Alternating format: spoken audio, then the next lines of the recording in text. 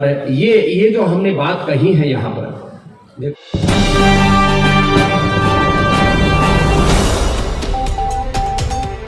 देखो एक चीज तो हम कर सकते हैं साहब, एक तो एक दूसरे के घर में ना घुसे और स्वयं में दृढ़ता रखें। अब लोग ना कई बार बातें तो कर लेते हैं और फिर एक दूसरे के भीतर घुस करके झांक करके फिर एक दूसरे की खटिया खड़ी करने में लग जाते हैं। हमने तो बिछाई है खटिया, खड़ी की है मैंने चीज की, उनके तो आगे भी खड़ी करेंगे, वो तो हमारा सब।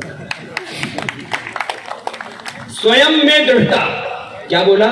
अपने गुरु में, अपनी परंपरा में, अपने संप्रदाय में, अपने प्रोफेट साहब में, अपने भगवान यीशु मसीह में, सब उसमें दृढ़ता रखो, उसमें श्रद्धा रखो, लेकिन सबके प्रति उदारता। ये दो बड़े सूत्र हैं, स्वयं में दृढ़ता और सबके प्रति उदारता। ये भाव महर्षि दयानंद ने रखा था, इसलिए वो दयानंद है। बहुत बड़े सूत्र हैं और आज वक्त ज्यादा नहीं है।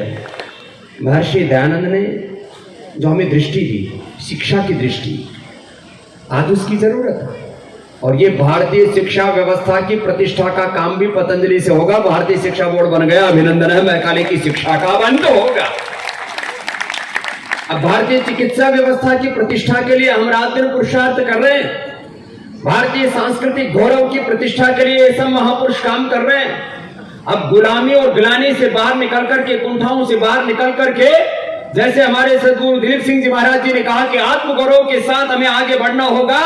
हमें सब प्रकार की कुंठाओं से, निराशाओं से, हताशाओं से बाहर निकल करके गौरव की अनुभूति करनी होगी कि इस धरती पर परमात्मा ने मुझे इंसान का मनोरभवा जन मनुष्य का जन्म देकर के सारा सौभाग्य दे दिया।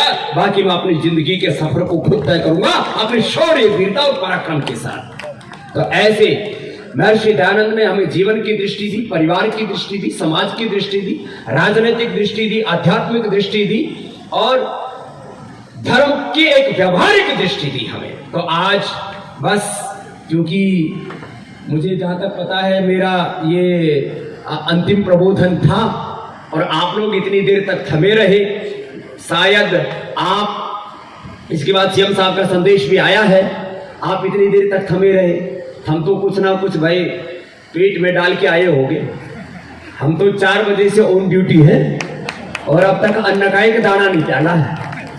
तो जो जिन्होंने सुबह